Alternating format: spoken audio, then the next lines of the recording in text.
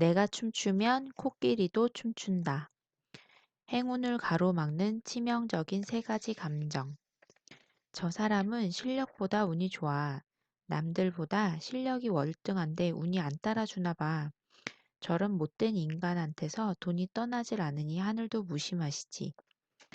우리가 살아가는 동안 많이 듣거나 쓰는 말이다. 그렇다. 이상하게 좋은 운이 문전성시를 이루는 사람이 있고 하는 일마다 꼬이는 사람이 있다. 게다가 남에게 피해를 주면서도 돈을 벌어 떵떵거리며 잘 살아는 사람이 있는가 하면 착하기만 한 사람이 늘 가난하게 살아가는 모습을 보면 누구나 세상이 참 불공평하다고 생각할 것이다. 부잣집 아들로 태어났거나 아니면 부모로부터 물려받은 시골 논밭이 금싸라기 땅으로 바뀌어 졸지에 부자가 된 친구들도 있을 것이다. 그리고 같은 날 비슷한 실력으로 입사했는데 승진해서 앞서가는 동기들이 있을 수 있다.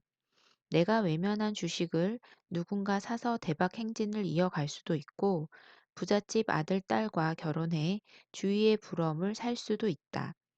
그렇다고 그들을 질투하고 당신 자신에게 실망할 것인가? 그럴 필요가 없다. 당신도 다른 사람이 부러워할 만큼의 충분한 행운과 재운을 타고났기 때문이다. 아직 당신이 타고난 좋은 운을 활용하지 못했거나 때가 아닐 뿐이다. 욕심이 지나치면 해악이 되듯이 좋은 운을 불러들이기 위해서 가장 먼저 버려야 하는 감정은 남을 향한 질투와 스스로를 비난하는 후회, 그리고 죄책감이다. 이 세 가지 감정은 나를 망칠 뿐 아니라 그 부정적인 에너지가 내 안의 좋은 운까지도 밀어내버리는 결과를 초래한다. 물론 우리의 생각들이 여러 갈래의 감정을 만들어내는 게 인지상정이지만 특히 행운을 가로막는 세 가지 감정을 주의해야 한다.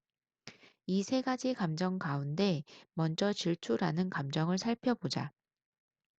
우리는 흔히 사촌이 땅을 사면 배가 아프다는 말을 아무렇지 않게 내뱉는다. 다른 사람이 돈을 벌거나 잘 될 때 은근히 생기는 질투심의 표현이다. 이런 부정적인 마음으로는 행운을 불러들이기가 힘들다. 남에게 주어지는 행운을 인정해야 내게도 행운의 여신이 미소를 짓는다. 따라서 사촌이 땅을 사면 배가 아프기보다는 배가 불러야 한다. 기분이 좋아진 사촌이 밥 한 끼라도 대접을 하기 때문이다. 만약 땅을 산 사촌을 부러워한다면 나도 땅을 살 수 있다는 희망을 가지고 있다는 증거다. 그렇게 질투하는 마음은 버리고 차라리 사촌의 땅을 열심히 갈아주다 보면 그 옆에 더 좋은 땅을 얻을 수 있는 기회도 생긴다. 사촌의 땅만 바라보고 땅을 치면서 통곡한다고 하늘에서 땅이 떨어지기야 하겠는가? 질투는 내가 가지지 못한 것을 다른 사람이 가지고 있다는 환상에 대한 부정적인 대응이다.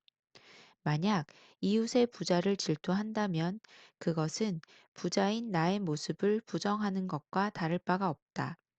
따라서 부자가 될 재운을 내 스스로 막아버리는 꼴이다. 내가 누군가를 질투하면서 내 안의 부정적인 에너지와 씨름하는 동안 좋은 운은 자꾸만 멀어지게 된다는 사실을 기억하자. 또 내 안의 후회나 죄책감을 키우는 일도 질투만큼이나 바람직하지 않다. 후회나 죄책감 같은 것은 과거에서 파생되는 현재의 감정이다. 과거란 어디까지나 미래로 나아가는 지렛대로 삼아야지 스스로 발목을 잡는 족쇄로 작용해서는 안 될 일이다. 내가 아는 비 변호사는 법조계에서 꽤 유명한 사람이다. 모두들 부러워할 정도로 부잣집 딸과 결혼했고 법조인으로도 출세 가도를 달려왔다. 변호사로 개업한 후에도 승승장구를 이어졌다. 누가 그런 비 변호사에게 남모를 슬픔과 아픔의 흔적이 있을 것이라고 상상이나 했겠는가? 비 변호사 자신의 말처럼 아무도 그가 불행한 삶을 살았다고는 믿지 않을 것이다. 겉으로 드러난 자신의 유일한 콤플렉스라면 가난한 집안 출신이라는 게 전부인데 이런 콤플렉스 정도는 자신이 남다른 출세길을 걸으면서 예전에 극복한 감정에 지나지 않는다. 하지만 그런 비 변호사를 줄기차게 괴롭힌 것은 좌판 행상을 하며 자신을 뒷바라지한 어머니에 대한 죄책감이었다. 결혼을 한 후로 부잣집의 대릴사위나 마찬가지로 사는 동안 일찍 돌아가신 어머니를 제대로 돌보지 못했다는 회한 때문이었다.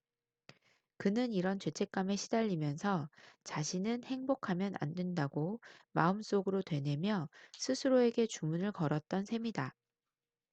결국 그는 자신이 생각한 것처럼 결혼과 이혼을 되풀이하면서 결코 행복하지 못한 삶을 살고 있다. 비 변호사가 가지고 있는 죄책감은 자신과 어머니를 가해자와 피해자의 관계로 규정한 결과다. 즉, 인간관계를 대립구도로 파악하기 때문에 자신을 가해자 아니면 피해자로 생각해 스스로 불행을 자초하는 것이다. 피해의식은 스스로를 피해자로 만들고 죄책감은 스스로를 가해자로 만들 뿐이다. 마찬가지로 후회라는 감정도 과거의 잘못을 돌아보는 과정을 통해 오히려 우리 내면에 고착화되기가 십상이다. 이런 경우에는 과거의 잘못이 우리 안에서 패턴화되어 똑같은 실수를 반복하는 결과를 낳게 된다. 우리가 남을 질투하는 마음을 갖거나 내 자신을 향한 후회나 죄책감을 갖는 것은 모두 과거에 연연한 대가들이다. 중요한 사실은 이미 지나간 과거의 시간을 부여잡고 있는 동안 미래의 시간은 결코 오지 않는다는 것이다. 좋은 운이건 나쁜 운이건 우리의 운은 과거에서 오는 게 아니라 미래로부터 온다. 그래서 언제나 지난 날의 잘못까지도 긍정하는 자세로 오늘을 열심히 살아가면서 내일의 희망과 손을 잡는 게 중요하다. 희망이라는 단어에는 밝고 긍정적인 에너지가 가득하다. 희망은 우리가 살아가면서 평생 동안 이루어야 할 꿈이고 이상이기 때문이다. 꿈이나 이상은 크면 클수록 구체적이면 구체적일수록 좋다. 우리가 꿈과 희망을 가지고 있다는 것은 그것을 이루기 위해 간절히 소망하고 또 끊임없는 열정을 가지고 앞으로 나아간다는 것을 의미하기 때문이다.